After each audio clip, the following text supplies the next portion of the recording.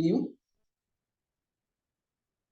that reason, allow me to start right away. So during the last lesson, so today we are still continuing with the series on answering life's question. So during the previous two sessions, we say that there are about 6 questions that we need to answer in life, especially pertaining to our personal growth. So the first question is the question of identity. That before you grow yourself, you must know who you are, your identity. So you must be asking the right question of who. And the other question that is essential is the question of why. Why? Why matters? Because it's your purpose. We are here for a reason. We are here to contribute something in the world. We are here to serve our generation. But if you're not asking the right questions, you may never get the right answers. So if you are to pursue your purpose so that you can arrive at your destiny, then you must have the right answer to the question why. Then the other question is the question what. What? So now that you know who you are and why you are here, what do you need to do? What is your part? What is the responsibility that you need to take? And also, what gifts and abilities and talents do you have? So during the previous lesson, we are looking at this in details. There are people who do not know their talents and their abilities. So you are trying to identify how do you know your area of gifting. And we looked at 8 pointers. So the first one was personality. We see that your personality will determine who you attract, how you are treated, how you behave, and so on and so forth. So there are so many things that are determined by your personality. And you also say that personality can be of 4 types. There is the sanguine, choleric, phlegmatic, and melancholic. So some of you are able to identify where you fall. And we also say that there are 2 broad classifications of people according to their personality. Actually 3. There's those who are introverts and those who are extroverts. But each scenario has its own extremes. And for that reason, we must be striking a balance between the two. So we introduced the third classification of personality as ambivert. An ambivert, where you have both elements, the good attributes of an introvert and the good attributes of an extrovert. So that was what. Today, we are going to focus on 3 things or 3 questions. And that is how. Now that you know what, for instance, maybe you have identified your talent, you have identified your gift, you have known what you love, you have known what you hate, or you have seen your disposition, because all those are pointers. They are pointers to your gift. They are pointers to your why. Because God gave us hints that will lead us to understanding our area of strength and our gift. So now that you know what, how are you going to achieve this? How? So that is the third question. The fourth question. The fifth one will be where, because everything happens in a location, in a place. Location matters. Location is important. You cannot underestimate the essence of location. So, and then the last question will be when, because timing is important. Timing is important. Timing will determine your priorities. There are things that you must do now, things that you should do right away, things that can wait. So timing is important, and it determines whether you succeed in doing certain things or not. The wrong timing can actually mean the end of your career, the end of your life. Wrong timing can actually determine so much more than you can imagine. So today, let us focus on how first before we go to any other question. How? So, for instance, looking at what we did last week, we are talking about you trying to identify your gift, and we gave 8 pointers. So I want us to go through those pointers, answering how. So there are many how questions that you need to answer, of course, like how do I do it? I have identified that, for instance, I'm gifted or I'm talented in a certain thing. So how do I make that a career? And such questions are really important on how. So how do, in fact, the right answer to the how question is actually growth. Remember that the essence, the real essence of this masterclass is actually to help people grow intentionally, is to encourage people to grow intentionally, to invest in their own growth, So the how question is actually the question that will lead you to growth. Because the moment you ask, you have identified who you are, why you are here, and what you need to do. The next thing is whether you have the capacity. If you don't have the capacity, the good news is that capacity can be built. If you don't have the strategy, the good thing is that strategy can be built. You can also learn and come up with a strategy. So the how question can only be answered by two things. That is the capacity that you have right now and what you need for you to get to your goal. And then there must be a strategy. There must be a strategy. So take the 8 pointers or the gift that we say. We say the first one, of course, is the personality. Assuming, for instance, you have identified that you are a sanguine or a choleric or phlegmatic, and you have known that you are an introvert and an extrovert. We said one thing that you must remember is this, that you need both elements. Both elements. So therefore, your goal should be how can you not become an ambivert? Because it is our aim. Growth will lead you to becoming an ambivert. Because you want to become a person who can adapt to different situations. If you remember all the laws of personal growth, some of them will require you to have your own personal time, like the law of reflection. You cannot reflect about your experiences in a group of people. That will require personal time. So those are extrovert tendencies. But then you cannot learn from yourself. You need mentors. So you need to be an introvert, a person who can draw energy from other people.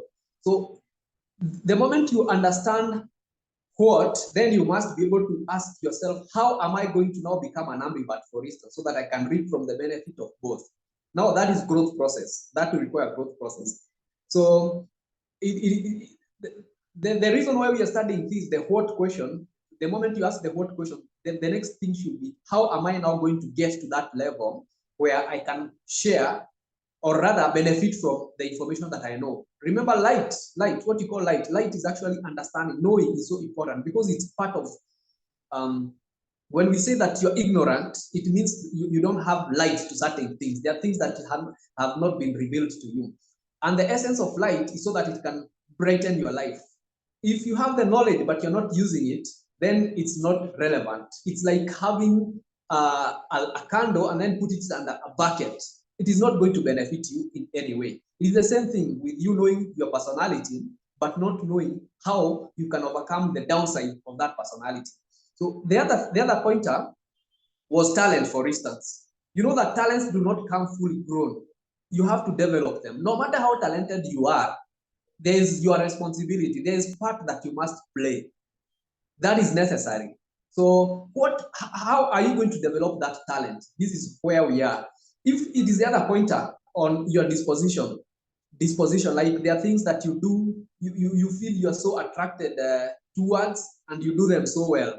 Like you're funny, you're interesting, you're a good dancer. So how do you convert that into a career or a business, for instance? If you can answer that question right, then you have found your passion in life and your career.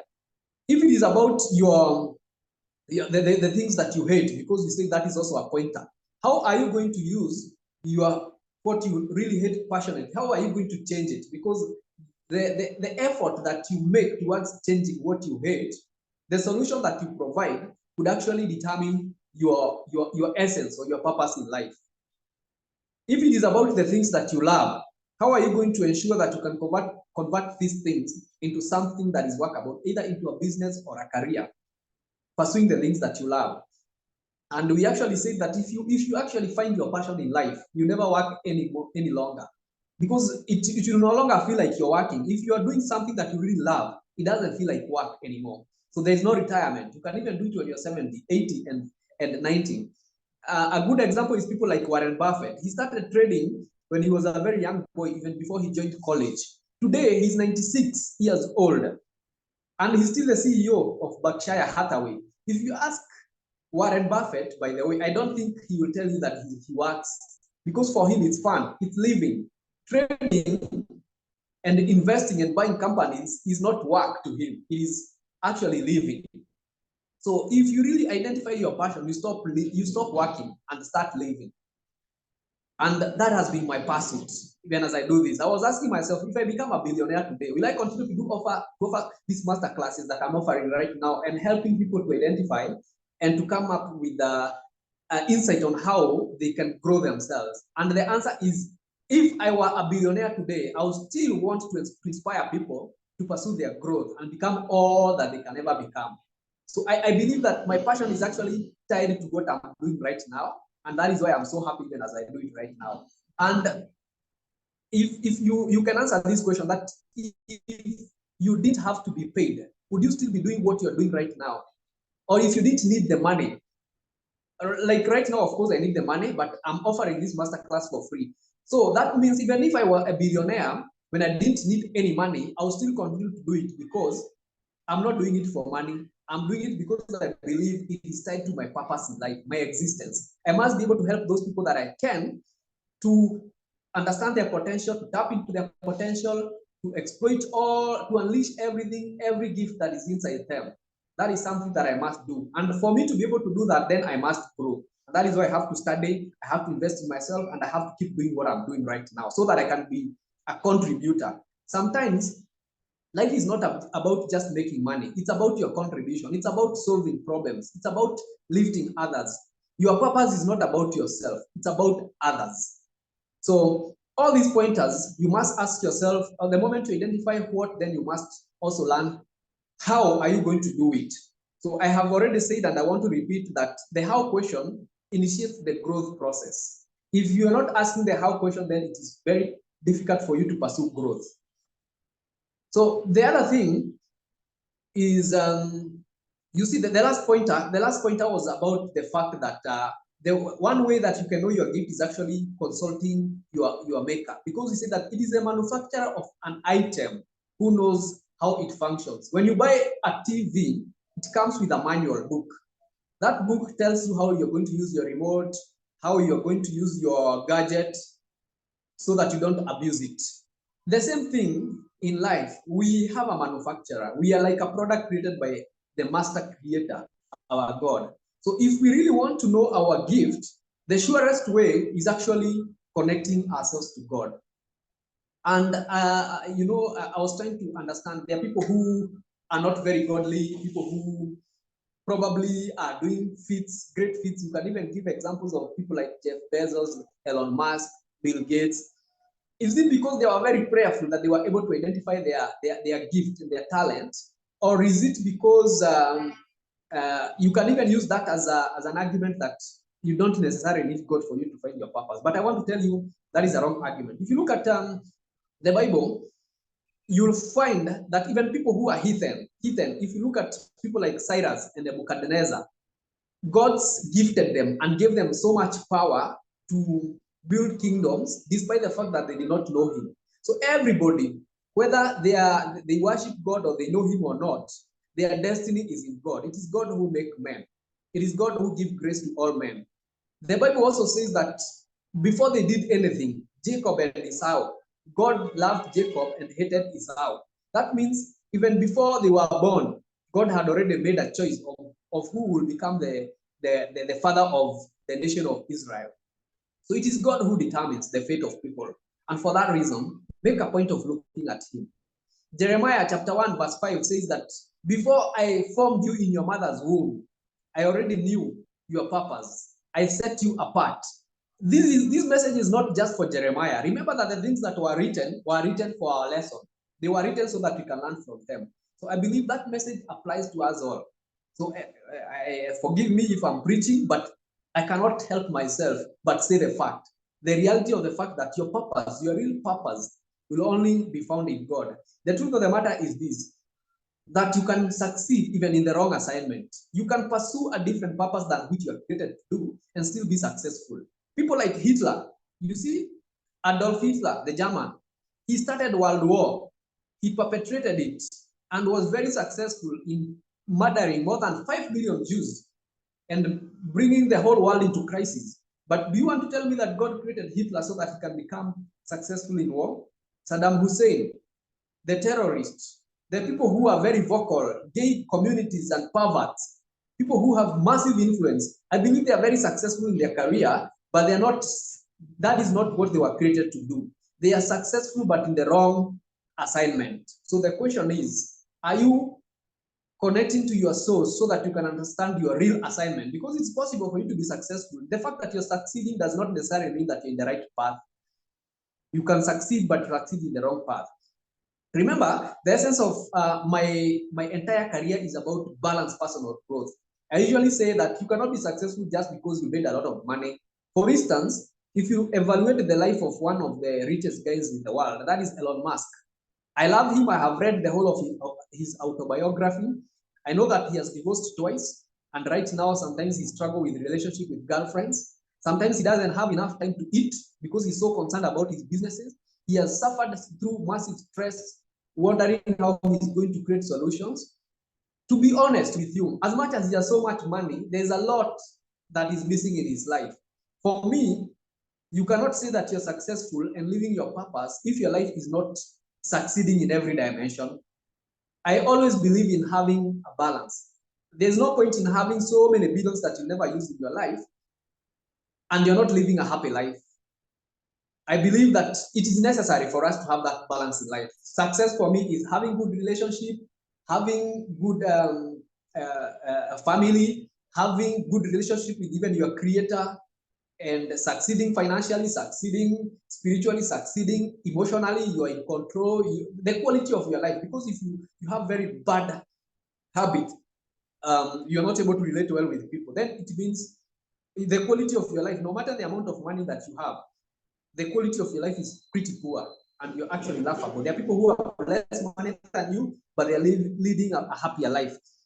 So it is necessary. For me, I think it is really necessary for you to partner with God, for you to discover your purpose and to pursue it. It is the surest way that you can stop abusing yourself and abusing your gift and abusing whatever endowment that God has given unto you. So that is a question of how. Let us now embark on the fifth question, and that is the where question. This is actually a question that will help you answer three things. The first one is origin, location, and direction. Origin, location, and direction. Remember, the first question was about identity. Identity means for you to be able to know yourself, then you must also understand your origin. There are people who believe in cultural myths of creation, like the Kikuyu people. We have a story about Geko and Mombi, how God created Geko and Mombi and placed them in the Mount Kirinyaga. If you look at the scientists, they believe in the theory of evolution. So they believe that their identity is they evolved from monkeys. They are at some point you are Australopithecus. Inaitwa nini? Mnaweza nikumbusha. There is what we call Australopithecus. Sifuma, you can remember this in history class. What were they? Mediocre. Oh, yeah. These things. I'm trying to remember that name. I remember Australopithecus, and then the Homo habilis, Homo erectus, all those things. That is the now we are Homo sapien. So that is the theory of origin. Clara, very true. So now that is the theory of origin. Personally, I believe there is some fact about the theory of origin, but it does not explain my real origin. Because I believe that I was created by God through Adam. I'm a child of God, created by God. I did not evolve from a monkey. So if you believe in that theory of evolution, that is okay. Remember, there's a story that is told of two kids who are arguing. They were arguing about the daddy told the child that they evolved from monkeys and became Homo habilis, Homo erectus, and then Homo sapiens. And then the mom told the child that, you see, I was created by God, and that is my origin. I am a child of Adam and Eve through the different ideologies, and that is why I've become what I've become. So the child was very confused. So he asked mom, but you see, daddy told me that you are monkeys. We evolved from monkeys and became what we are today. Oh, the mother thought and said, you know, daddy was telling you about his side of the family, and Gakori and Charles and wengine about Kohapa. I don't know which side of the family you come from, whether it is the evolution where you evolve from the monkey or you are created by God. Because the two theories have a difference and a disparity. If you look at also the origin, the myths that we have from different traditions, the Maasai, the Kalenjins, the Luos, they will talk about Luanda Magere and different people. They are all theories that explain origin. So origin matters. Nevertheless, let us go to the next question. The other thing is location. And the location is when I ask you where, of course, you identify that with location. But there is a deeper meaning to where, the where question. For instance, when Adam was asked by God, Adam, where are you? You see, God is omnipresent, omnipotent, omniscient, so he knows all things. He could never have asked Adam where he was because God already knew where he was. The real question was, Adam had moved spiritually. So he was asking him spiritually, where are you? Because he had moved from the presence of God. He had lost the fellowship that he used to have with God. So when I ask where, it could as well mean, where are you spiritually, for instance? Remember, we are talking about growth. Where are you spiritually? Because that will determine your location, will determine also your direction. The third component of the where question is direction. Because if you don't know where you are, you don't know where you are going. For you to be able to know where you are going, you must locate where you are right now, your location, your present location. There are things that will require you to identify where you are, even in your intellectual capacity today. Where are you intellectually? So that you can go to where you want to go. There are things that will require you to go back to school. There are things that require you to learn new things. If it is in business, there is a location where you are right now. The reason why you are getting the results that you're getting, maybe if things are not working for you, things are so hard in life, it is in your career, I have to identify my current location. If my life is difficult, that is my location right now. It is where I am. But the question is, where am I going? So all these will in a way be determined by what I'm also doing in the previous. Some of these questions are interconnected. Your first question of who, your purpose, your why, and that is, of course, your what, and then now where you are. They're all interconnected. As you move along the ladder, you realize that you're finding solutions. The reason where you are psychologically is because of your capacity. And for you to move to the next place that you want to go, then you have to answer the question of how, and that is the question of growth. I hope I'm communicating. I hope if I'm not communicating, if you have a question, please don't hesitate. You can always ask. You can even post it on the chat box. I'll be glad to answer that as we move on. Sijui kama niwapoteza. Kuna mtu ako na swali? If you have something to ask, please do so before I continue to the next thing. We are following.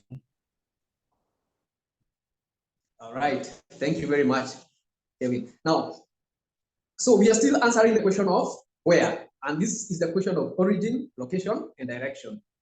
Thank you very much, Charles. I can see you have written on the chat box that I'm communicating pretty well. Thank you so much. So the question of where will also help you to identify where you are today and then where you want to be in 5 years. Where do you want to be in 5 years? Where do you want to be in 10 years? Where do you want to be in 20 years? That is direction now. So you have to know where you are right now and then ask yourself, where do I want to go? For instance, if you ask me, I think in 5 years' time, I want to be offering master classes, all maybe having people coming from all over the world to join this platform to learn something new. That is my plan for the next 5 years. In business, of course, there's the plan that I have, and I believe that you all have a plan because it's necessary. I don't know whether we also did we need to have what we call a growth plan. A growth plan. I don't know if you have a growth plan. I know most of us have resolutions at the beginning of the year. Kuna zile vitu you draw, and then you say, by the end of this year, I want to achieve this. But the question is, I learned from Tony Robbins that sometimes we usually underestimate what we can do in the long term and overestimate what we do in the short term. You can plan so many things that you're going to do this year, but you'll not do them. But if you had planned for 5 years, 10 years, 20 years, you realize that you even underplanned. You're able to accomplish more than what you thought you could. So let me ask, Kevin, do you have a 5-year plan, 10-year plan? Well, I have an idea of where I want to be, but it's not structured.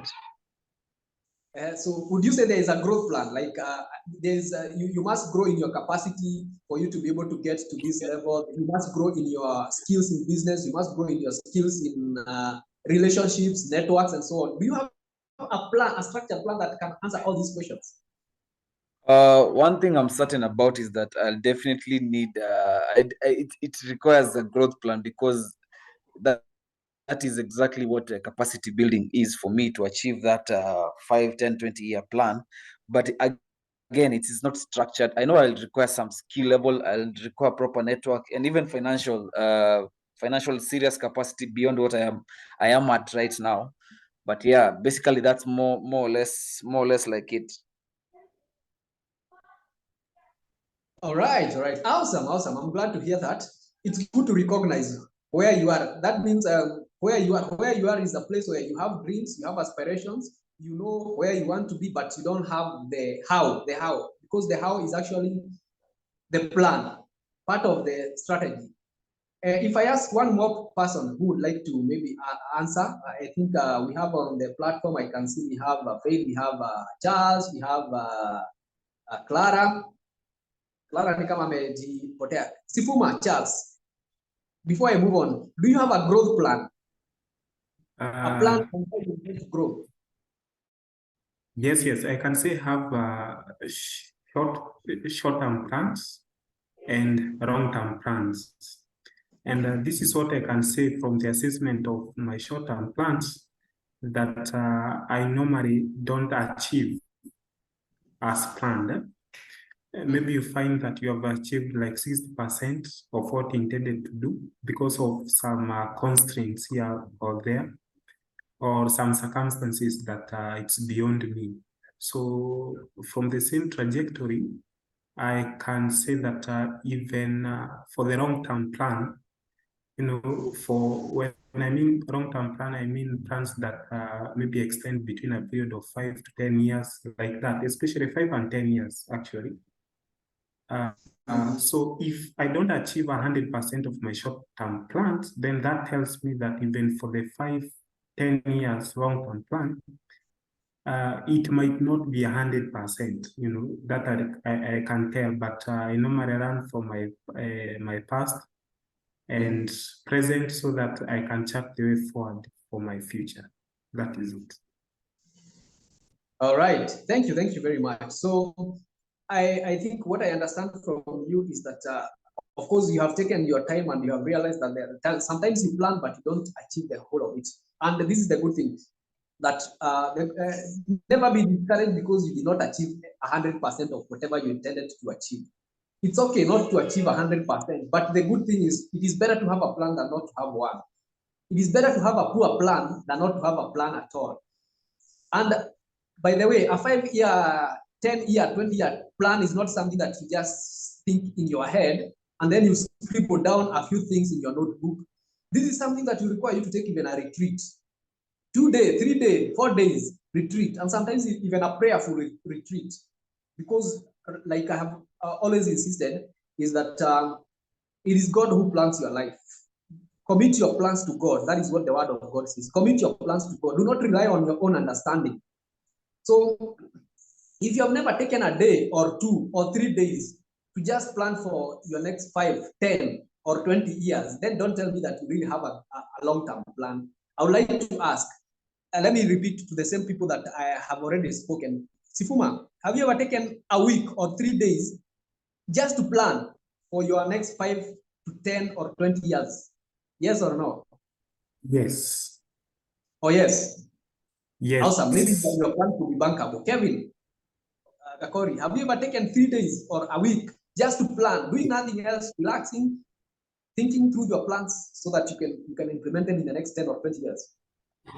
I think the maximum time I've taken to make a plan is probably 2 to 3 hours. I can't even imagine of taking 3 days to plan for my goodness. What will I be doing for the 3 days? Planning. So the maximum time I've taken is, I think it's okay. 1 or 2 hours.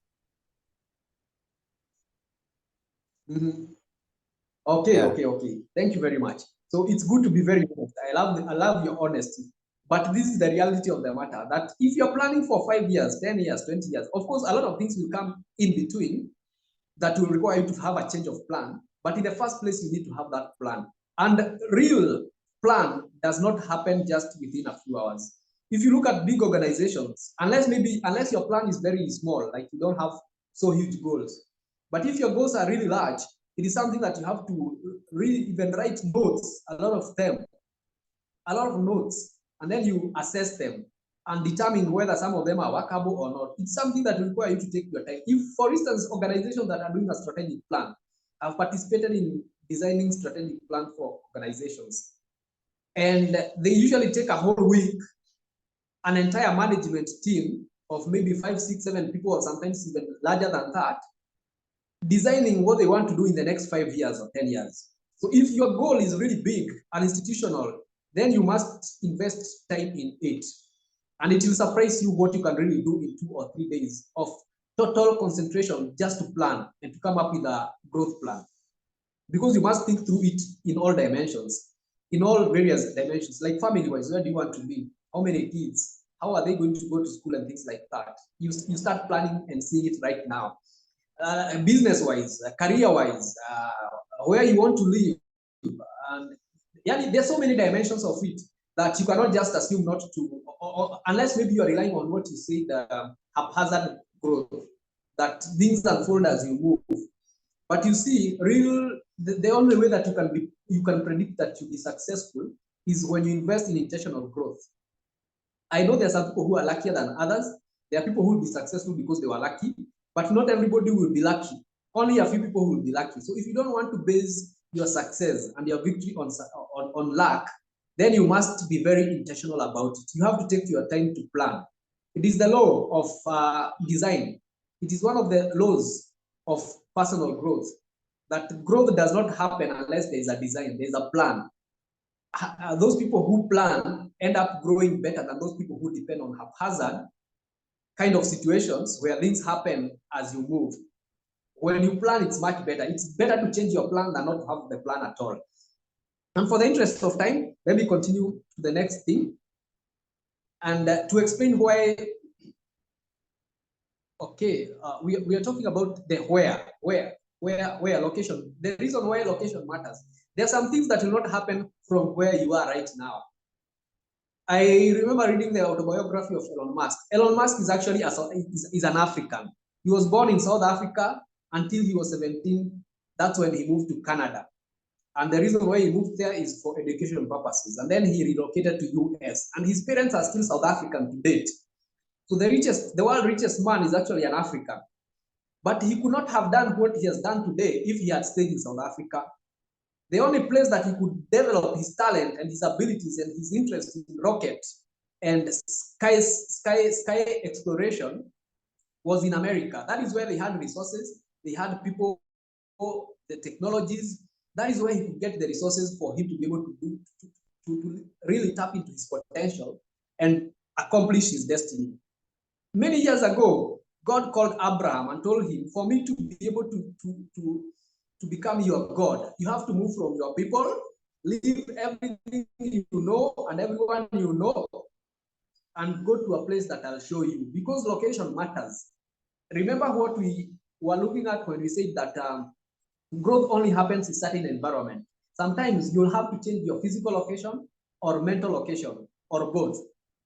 Location matters. Jesus himself could not do certain miracles in Capernaum because the people did not believe him. And he said that it is only in his hometown that a prophet is never believed. So there are things that for you to do, you have to move to new location, whether it's mentally or physically or spiritually, and more so physically. There are things that you have to do to move your location for you to accomplish. Remember that even location determines the access that you have to the market size, the customers, and so on. For instance, a businessman in India has more potential customers than a Kenyan or a Rwandese because of the population. A Chinese has a bigger market because of population. The location matters a great deal, even in our purpose, in pursuit of the same.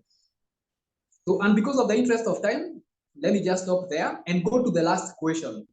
I know we are not going to be able to cover this last question wholly and fully, but nevertheless, let me just talk about it. And it's called the when question. And this is a question of timing. That it doesn't matter what you intend to do, no matter how good it is. If you are wrong on timing, you're going to face massive, terrible failure. There's a man called Nikola Tesla. Nikola Tesla was a genius. By then, he lived around the same time when Edison, the developer, one of the most creative people who lived. He lived at around the same time. And Nikola Tesla developed more than 100 patents that he registered, and he was immensely successful. But then he was so much ahead of his time. He envisioned a world where you can pass electric current, the electric current wirelessly. You know, that has not even been done today. It is yet to be implemented. But he also envisioned an interconnection of the world through telecommunication. That is 1933. So he went ahead to build to borrow heavily. He borrowed so heavily so that he can build a network that will help people to connect throughout the world. And that became his downfall because he was so much ahead of his time. It was not until 1980s when we started now having the internet where people could now communicate throughout the entire world. Nikola Tesla wanted to do it in 1933. So he was ahead of his time. So it is necessary for you to identify your timing.